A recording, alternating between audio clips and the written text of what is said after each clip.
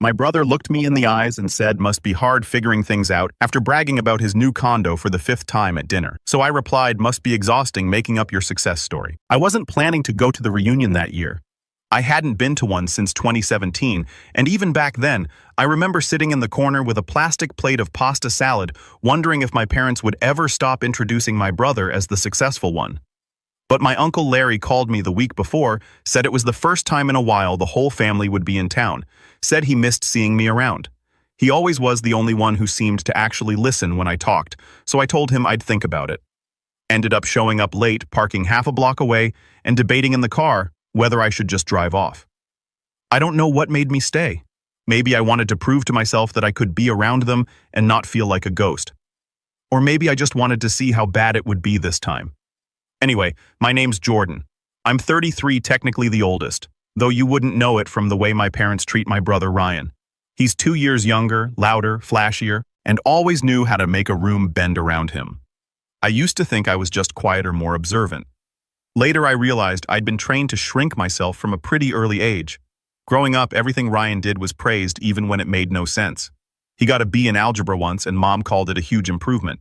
I got an A and heard, "Well, of course you did. You're the studious one." He broke the coffee table wrestling with his friend and got boys will be boys. I cracked a plate while helping with dishes and got grounded for not being careful. I stopped trying to impress them by the time I was 16.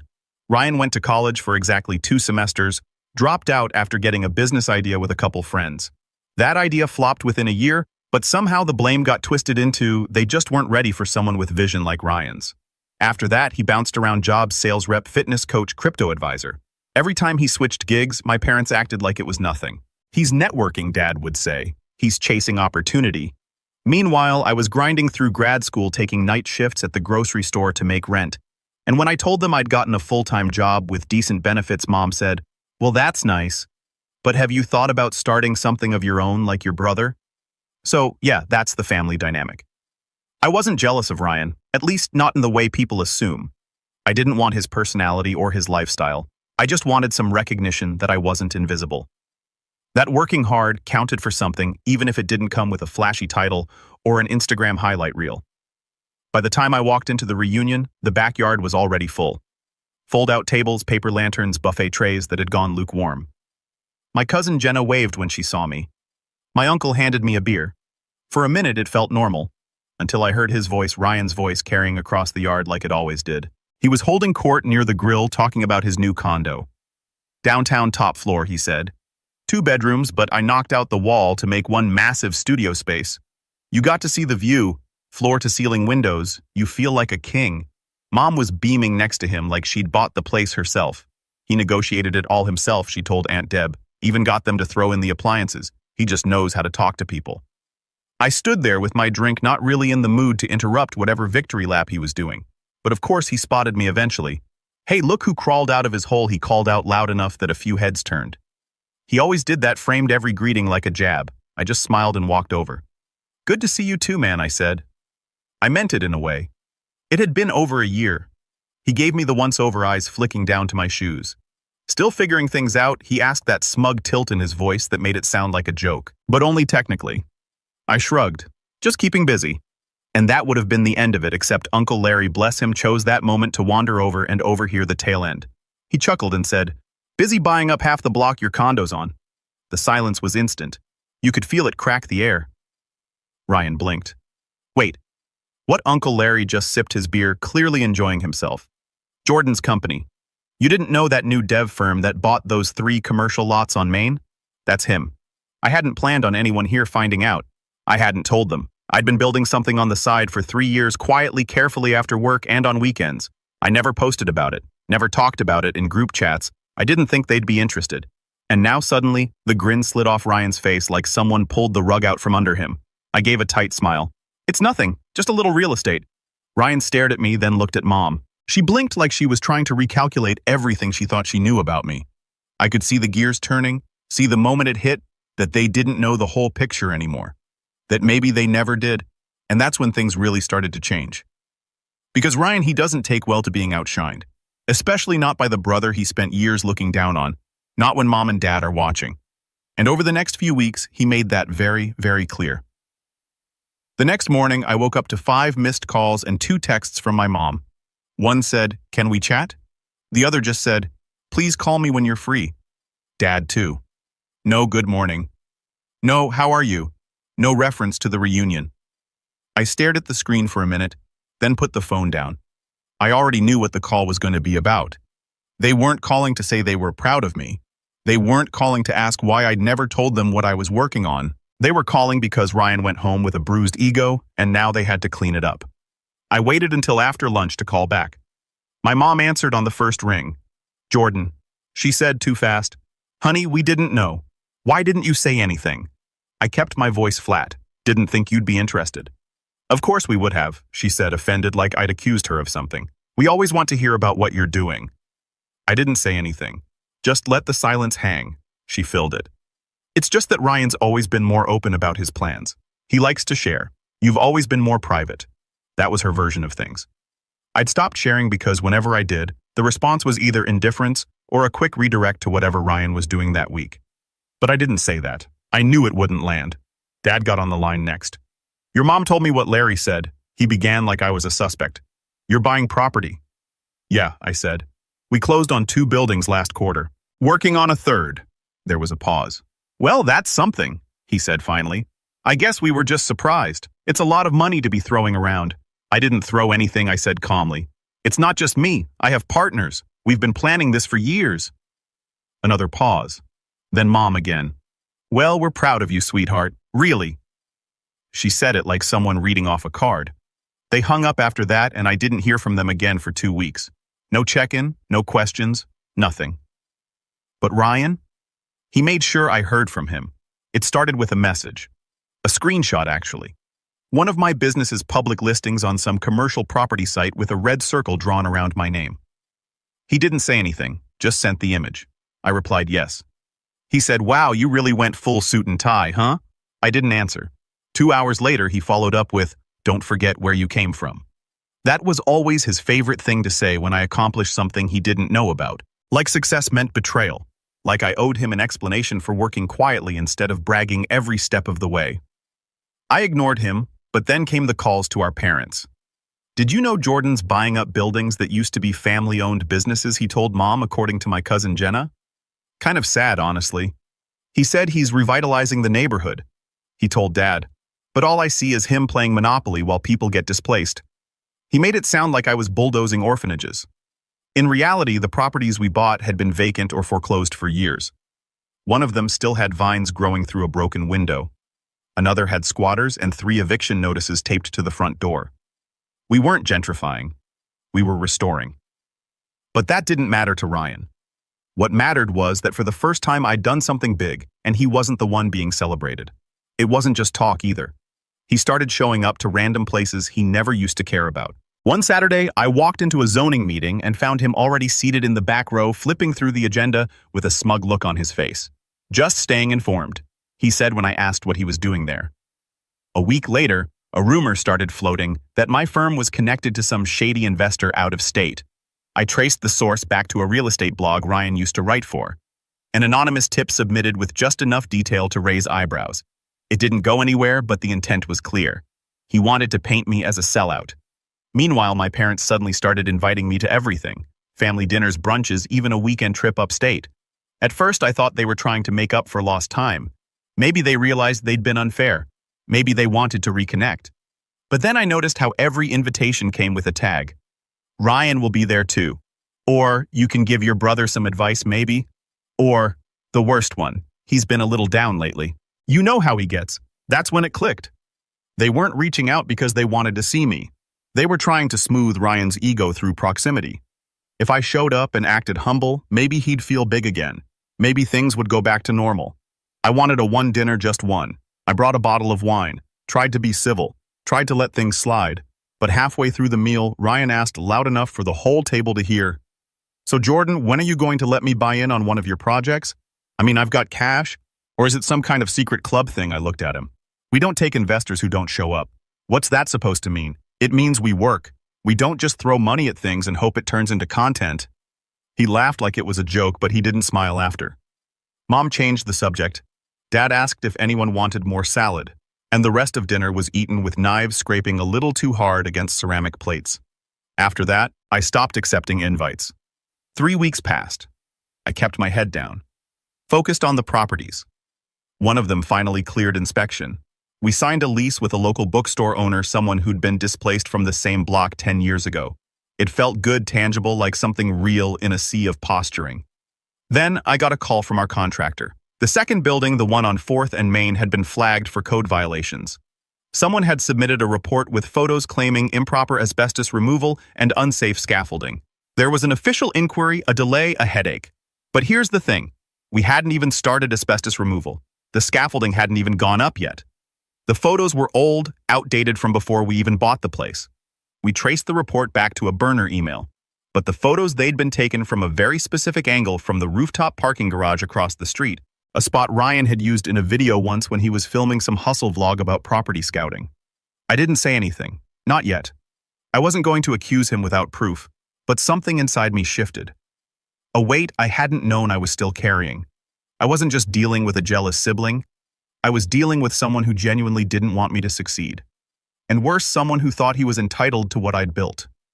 Who saw my work not as my own, but as a prize he wasn't given first dibs on. A week later, he posted a motivational reel on his socials. Shirt half unbuttoned, skyline behind him. The caption said, "There are wolves who build empires quietly. And then there are sheep who buy buildings with other people's money and call themselves kings." I watched it twice.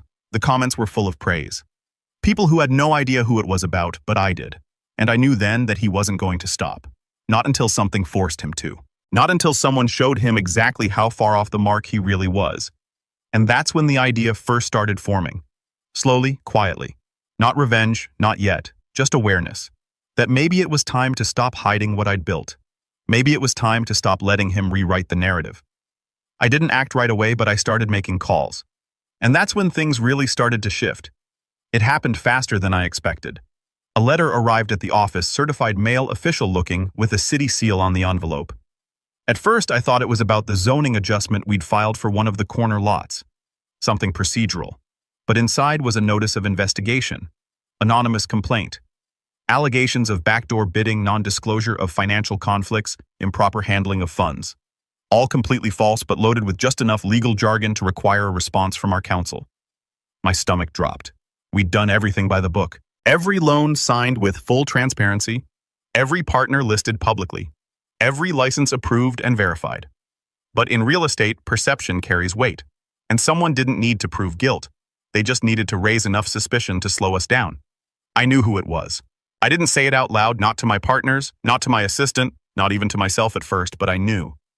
Ryan had crossed the line from passive sabotage to calculated interference, and I had no way to prove it. 2 days later, our biggest project investor backed out. Nothing personal, he told me over the phone, but we can't afford bad press right now. It's election season. You understand? Yeah, I understood.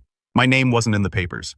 No one accused me publicly, but behind closed doors, conversations started shifting. Calls went unanswered. Emails got delayed. The contractor for our third property paused work, citing pending clarification. The property we were about to lease to a nonprofit cafe got stuck in permitting limbo. Our bank requested a second audit. Our accountant stopped smiling when he walked in. And through all of it, I kept going. I showed up every day. I answered every call. I spoke with lawyers, filed appeals, wrote statements, and documented every expense I could find. But behind the scenes, I was unraveling. I barely slept. I stopped going to the gym. I ate whatever was closest, usually nothing until 3 p.m., then whatever greasy food I could grab during meetings. My apartment became a maze of unopened mail and coffee cups. I ignored friends' texts, stopped returning calls. Every time my phone buzzed, I flinched. Then the city temporarily froze our permits. Just like that, everything I'd built ground to a halt. I remember sitting in the office that night. Everyone else had gone home. The lights were dim, just the glow of my monitor and the low hum of the air vent above me. I stared at the screen for a long time, watching an error message blink on a file I tried to upload. I thought maybe this is it. Maybe I pushed too hard. Maybe I wasn't built for this. That was my rock bottom. And Ryan, he was thriving. He'd started a podcast, The Hustle Mindset. First episode featured him solo walking around his condo with AirPods in, talking about toxic work ethics and knowing when to pivot. In the second episode, he casually mentioned he was looking into acquiring distressed properties. I nearly threw my phone across the room. He was circling like a vulture, waiting for what I'd built to collapse so he could pick through the bones and claim some of it for himself. That's when I stopped sleeping altogether. 3 days later, I woke up in my desk chair to a dull ache in my neck and a text from my old professor, Dr. Varma. She hadn't messaged me in over a year. It just said, "Saw your name come up in a council committee meeting. Want to talk?" We met for coffee that afternoon. She still looked the same sharp glasses, calm voice, the kind of person who never rushed a sentence. She didn't pry, just let me talk. I told her everything, not about Ryan, not directly, but about the smear tactics, the pressure, the walls closing in. She listened quietly, then said something I didn't expect. "You know, Jordan, when you were in grad school, you once told me your goal wasn't to be rich. You said you wanted to build things that outlasted you." I stared at her, surprised she remembered. She continued, "This feels like the kind of moment people either collapse under or grow out of." She slid a business card across the table. A name I recognized, a community redevelopment firm that had quietly built dozens of successful projects in the city without ever grabbing headlines. "They're good people," she said. "You're not the only one who's ever been stonewalled by the machine." That conversation flipped something in me. It didn't fix things overnight. I still had to deal with the investigation. The lawyer fees were draining our cash reserves. My partners were anxious. One of them started floating the idea of selling our stake in the fourth and main property to cut losses. I told him no, then told him again, but I also started shifting gears. I called the redevelopment firm. They weren't hiring, but they were open to partnerships. I pitched them a collaboration, one of our properties as a pilot project, a shared vision. They liked the idea. We started sketching things out. I stopped trying to control the narrative. Let Ryan rant online if you wanted. I didn't respond. Didn't defend myself. Instead, I started showing my work.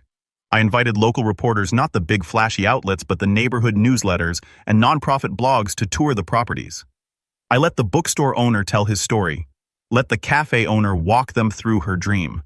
I didn't ask for praise, just visibility.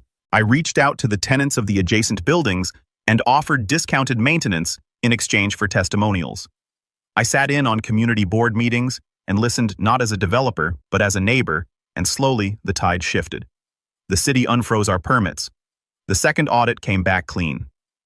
The nonprofit cafe posted a video thanking us, and it went mildly viral, shared by a few local influencers, picked up by a lifestyle blog. People started calling again. Investors, small ones, but steady. Local artists, former tenants, a retired couple, looking to back projects with a soul. I started sleeping again. I cleaned my apartment, went back to the gym, called my friends, sat in the park one afternoon, and actually breathed without my chest feeling tight. The funniest part, Ryan never acknowledged any of it. He kept posting, kept hinting, kept circling, but he never said a word about what I was doing because he didn't understand it. Still doesn't. To him, success is about optics, buzzwords, appearances. To me, it started becoming something else entirely. And by the time he showed up at the next family dinner, eyes darting, tone defensive, I was no longer in his orbit. I'd stepped off the carousel. But what happened at that dinner? That's where everything broke wide open, and that's where this story really takes a turn. It was my Uncle Larry who dropped the first clue. The family dinner was at my parents' place, one of those rare, full turnout events. Cousins, aunts, too many folding chairs, and not enough room. My mom had gone overboard with the appetizers, and Dad kept hovering around the grill even though we weren't eating steak. It was that kind of night. Ryan showed up 15 minutes late in a tailored jacket. He didn't take off, dark sunglasses he didn't need, and a grin that didn't quite reach his eyes. I watched him work the room. He was dialed down but still posturing, talking fast, name-dropping a recent meeting downtown, and waving off questions with vague little teases like, "You'll see soon." I knew that tone. He was building anticipation for something. But this time, I wasn't on edge. I'd spent the past few months in a completely different rhythm, working quietly, gaining support from people who didn't need flash to understand value, and it had recalibrated me. I was still angry. Of course I was. But the panic was gone. I didn't flinch when he talked over me. I didn't shrink when my parents praised him for getting a great deal on that used Range Rover. I just watched and waited. Uncle Larry sat next to me during dinner. Halfway through his coleslaw, he leaned over and muttered, "You know he's trying to get funding for that incubator thing, right?" I looked at him. "What incubator thing?" Larry wiped his mouth with a napkin. "He's calling it a creative workspace/business hub. Wants to lease one of those old lots on Hawthorne and flip it into a branded co-working space. Said he already pitched it to a few tech guys. I blinked. The lot on Hawthorne had been vacant for years, zone-like commercial city-owned, and historically difficult to flip because of the neighboring easement clause. I knew this because I tried to buy it 6 months earlier and got turned down. The city wanted community-focused development, not speculative ventures. So if Ryan was trying to lease it and getting meetings, someone on the council must have changed their mind, or someone had misrepresented what he was doing. I kept my face neutral and nodded. The rest of dinner was uneventful, unless you count Ryan fake laughing every time someone mentioned the cafe project I was working on. When I stood to say goodbye, my mom hugged me a little too tightly and whispered, "It's good to see you doing well, sweetheart. Just don't forget where you came from." The words echoed same tone Ryan used like success was a betrayal. I drove home thinking about that lot on Hawthorne, and the next morning, I called a friend who owed me a favor. Malik worked in urban planning and had access to the city council's committee minutes. We'd crossed paths years ago during a panel about affordable housing, stayed in touch loosely. I sent him a message. "Hey, random ask. Has there been any movement on that Hawthorne lot? Heard someone's trying to lease it for an incubator project." 10 minutes later, he sent me a PDF, a proposal, 1-page, no letterhead. It described the venture as a minority-focused community empowerment hub with strong mentorship partnerships and microgrant funding. There were no names listed, but the layout style, the phrasing, the fake buzzword, salad of impact-first innovation, and locally rooted brand architecture, it had Ryan written all over it. And I knew exactly who helped him write it. His on-again, off-again girlfriend, Celine, was a freelance consultant who specialized in mission-first language for brands that didn't actually care about any mission. I'd seen her slides before: slanted sans serif fonts, vague testimonials, stock photos of smiling kids planting trees. I called Malik again. "Who submitted this?" He paused. "Officially no individual, but it came through a shell company, New Roots Collective." My breath caught. I knew New Roots, or at least I knew the LLC Ryan had bragged about setting up last year just in case something took off. It was him. He'd rebranded himself again this time as a community-first advocate. I should have laughed. Instead, I got quiet because I knew what he was doing, and I knew how easy it would be for him to sell the story if no one dug deeper. So I started digging. I found the proposal file path in the PDF Malik sent, a shared cloud folder. The metadata still had the original author name, R.F. Ryan Fisher. I took screenshots. I saved every version. Then I looked up the LLC registry for New Roots Collective. The address listed a UPS store mailbox, and the phone number, a Google Voice number that redirected to a voicemail with Ryan's voice, asking people to leave a message for New Roots. I spent the next 4 days building a file. Timeline of the LLC registration. Screenshots of social media accounts promoting the upcoming project. Celine's website where she listed New Roots as a client under the heading Community Transformation. I found a local podcast where Ryan had gone on as a guest the month before. At the 1433 mark, he said, "Yeah, I'm working with the city on a creative empowerment space. It's going to uplift folks who've been left behind. That's the whole point." I clipped it, saved it. Then I made one more call. Elena. She ran a nonprofit that provided grants to BIPOC small business owners. We'd collaborated once on a workshop series, and I knew she sat on the city's Community Development Oversight Board, the same board that would have to approve any long-term lease of city-owned lots. I invited her to coffee. She showed up in a wool coat and no makeup the same way she always did. I didn't sugarcoat it. I laid it all out. Showed her the proposal, the fake LLC, the video clips, the podcast. She looked through everything slowly, eyebrows inching higher. When she was done, she closed her laptop. "That lot's still in review," she said. "No vote yet. They've been fast-tracking applications if they use the right language. You're saying this whole thing is performative?" I nodded. He's never worked with a community org. He doesn't have mentorship programs. His collective is a mailbox, and his idea of empowerment is probably selling overpriced desk space to his influencer friends. She leaned back. "Would you submit a competing proposal?" I blinked. I wasn't planning to. "You should. You have the experience, the projects, the real relationships. I've seen your work. If you show up to the next committee hearing and say this out loud, I guarantee people will listen." That was the moment I realized I didn't have to fight Ryan on his terms. I didn't need to outmarket him. I just needed to outlast his performance. So I spent the next week putting together something real, a revised proposal, community letters, photos of the cafe project, data on local income gaps, and economic displacement testimonials from tenants. I named the proposal the Block Project, and under leadership, I listed every partner by name. No shell companies, no gloss. I printed it on plain paper. On the morning of the committee meeting, I dressed in my usual button-down and black coat. I didn't wear a watch or bring a presentation. I just showed up. Ryan was there. Of course he was. He was seated in the third row wearing designer glasses and a branded hoodie with the New Roots logo stitched in cursive. Celine was beside him, holding a binder. He didn't notice me at first, but when the board chair said, "We'll now hear from Jordan Fisher of the Block Project," he turned, and I saw it. That flicker of confusion, then irritation, then something close to fear. I smiled. Not smug, not triumphant, just calm. Because for the first time in years, I wasn't reacting. I was choosing, and I was about to speak the truth under oath on record, and in front of the very people he thought he could charm into giving him something he hadn't earned. I stepped up to the microphone with my hands steady. There were 10 people on the committee. Some I recognized, most I didn't. A few held pens over clipboards. One was already typing. Ryan stared from the third row with a neutral expression he was clearly forcing to hold. Celine looked down and whispered something under her breath. I introduced myself simply. My name is Jordan Fisher. I'm a partner at 4th Street Collective. We currently own and operate several community-focused redevelopment sites, including a local bookstore, a nonprofit cafe, and low-cost artist workspaces in Ward 5. I'm here today not just to propose a project, but to speak to the importance of honesty when we talk about community. Then I laid out the truth.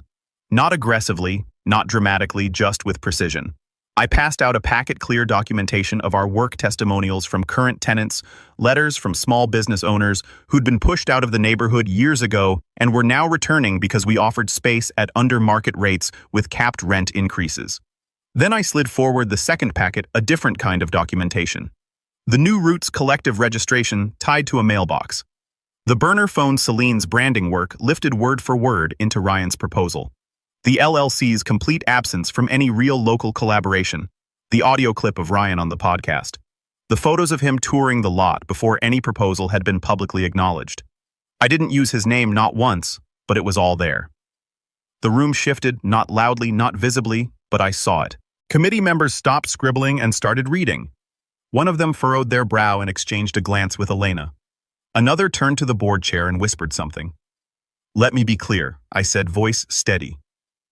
"I'm not here to attack anyone, but I believe we have a duty, not just as developers, but as residents, to ensure these community initiatives are led by people who have a history of serving, not just branding." Someone in the back clapped. Just one person, but it echoed. Afterward, I stepped out of the hearing room into the hallway. The door clicked shut behind me, and I let out a breath I hadn't realized I was holding. Ryan followed 30 seconds later. He didn't say anything at first, just stood there with his hands in his hoodie pocket watching me. "You planned that," he finally muttered. "I submitted a proposal," I said. "You submitted a marketing pitch. We both played our parts. You had Elena wrapped around your finger. I had receipts." He laughed once, short and bitter. "You think this is going to make you the hero? You think this is some kind of revenge story?" I didn't answer because I didn't need to. That week, the board voted unanimously. The lot on Hawthorne went to the Block Project, and with it came a grant to develop not just one, but 2 adjoining properties with affordable leases reserved specifically for first-generation entrepreneurs and family-run businesses displaced by urban sprawl. Ryan didn't show up to the follow-up meeting, but I heard from Jenna a few days later. Apparently, a few of his tech guys had seen the hearing clip online. It had been picked up by a local journalist who highlighted the shift in the city's approach to values-based urban development. The article didn't name him, but the language made it pretty obvious who tried to sell a brand without substance. His funding dried up. Celine pulled her name off the New Roots site and removed it from her portfolio. Ryan quietly deleted the social media accounts associated with the brand. Then he went dark for a while. My parents didn't bring it up, not for a while at least, but eventually I got the call. Mom's voice was quieter than usual. "Your brother's going through a rough time," she said. "He feels pushed out like no one's giving him a chance." "I gave him chances," I replied. "He used them to tear me down." Silence on the line. "Then you've changed." I smiled even though she couldn't see it. "I know." After that, things didn't return to normal. Not exactly. Family dinners were different, smaller. Ryan stopped attending. When he did show up to one a few months later, he sat near the edge of the group. No loud entrances, no big announcements. He offered a stiff nod when he saw me. I nodded back. We didn't speak, but we didn't need to. The Hawthorne lot broke ground 6 weeks later. I didn't throw a big ceremony, no ribbon cutting, just a quiet walk through the space with our new tenants. An older couple starting a Puerto Rican bakery, a first-gen artist launching a screen printing co-op, a nonprofit that planned to run free weekend classes for kids. It wasn't flashy, it was real. And Ryan. He went back to podcasting, but the tone changed. No more Kings and Wolves, no more condo tours or motivational reels, just smaller clips, quiet interviews. A video titled, What I Learned from Losing. He never mentioned my name. I never needed him to because revenge wasn't about humiliation. It was about clarity, about building something honest and watching it stand when the noise finally faded. I walked the block that weekend, passed by the cafe, the bookstore, the new mural going up on the side of the Hawthorne lot. And as I turned the corner and watched the sun catch the windows of the building I once thought I'd lose, I smiled because the people who once looked right through me were now walking into places I helped create, and I didn't need to be seen to feel seen. I'd become undeniable.